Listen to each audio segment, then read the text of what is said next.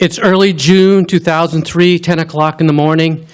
I'm walking in a park near my home, and I'm watching my dog tear ass back to me. I mean, she is flying, and as she gets close, I'm looking into her eyes, and I see this intense joy. She's doing exactly what she's supposed to do, and she's so happy. It's her life. And then I hear the scream behind me. It's a young child, and I hear his mother yelling at me. How could you let your dog do that? I mean, that was horrible, right in front of my child. That dog should be put to sleep.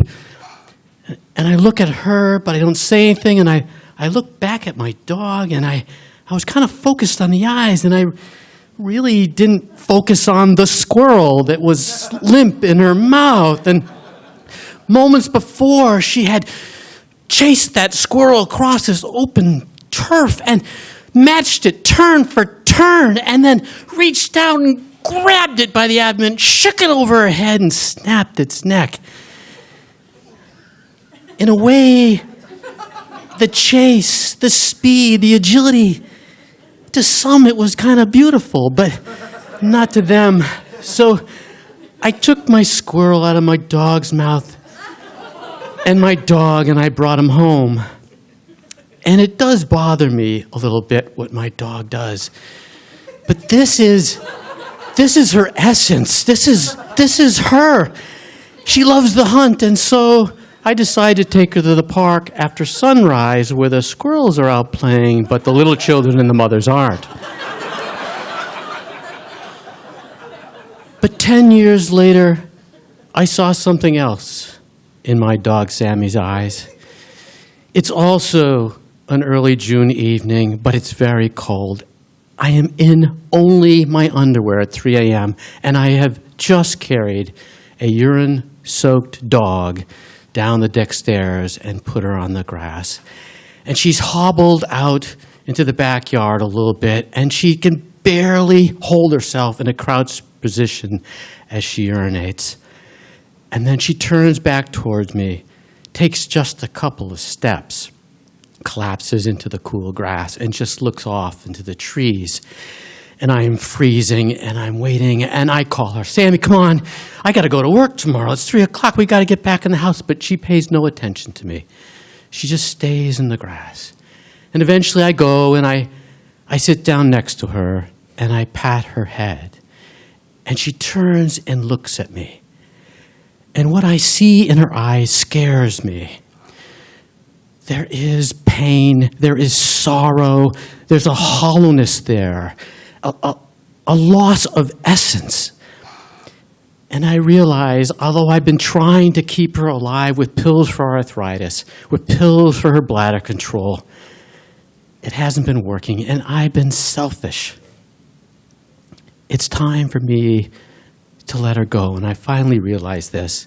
And the next day, I take her to the little pond and let her swim. I hold her while she swims a little bit. She loves that. And I feed her chicken breast and take her to the vet and put her down. But what stayed with me was that vision of her eyes and what I saw in them and what they said to me. I saw that again last November. My mother had called me. My 94-year-old father had fallen for the second time in a single day, and she didn't want to call the paramedics to pick him up and put him back into bed, so she called me. My dad has been struggling for over a year, but family members have been really encouraging him to hang on, and he's hanging on also for my mother. He doesn't want to leave my mother, someone he's been married to for 69 years. And so I get there, and I find this once strong, virile guy lying by his bed, face down. He can't pick himself up. And I lean over, and I put my hand on his head and say, Dad, I got to try and get you in bed, but I need you to help me. And he turns and looks at me straight in the eye. And by God, I see that very same pain and sorrow, emptiness in his eyes, the loss of essence. And I struggle to get him to the bed, and then I get him back onto the bed and under his blankets. I sit with him and I hold his hands.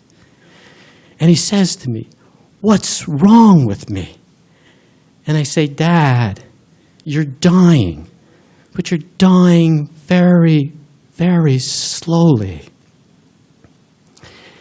And that's when I remembered what the real lesson was with Sammy.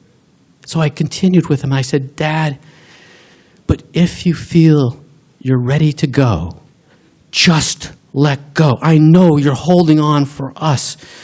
You're in pain. You're struggling for us. We're going to be okay. I'm going to take care of Mom for you. I promise. Just let go if it's your time." He holds my hand and squeezes them and thanks me again. And he's crying, I'm crying, my mom's crying. And a week later, my dad would close his eyes and take his last breath.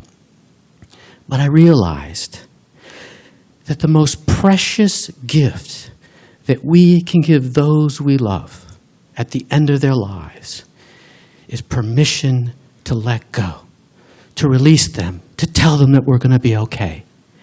And you'll know the time is right when you see it in their eyes. Thank you.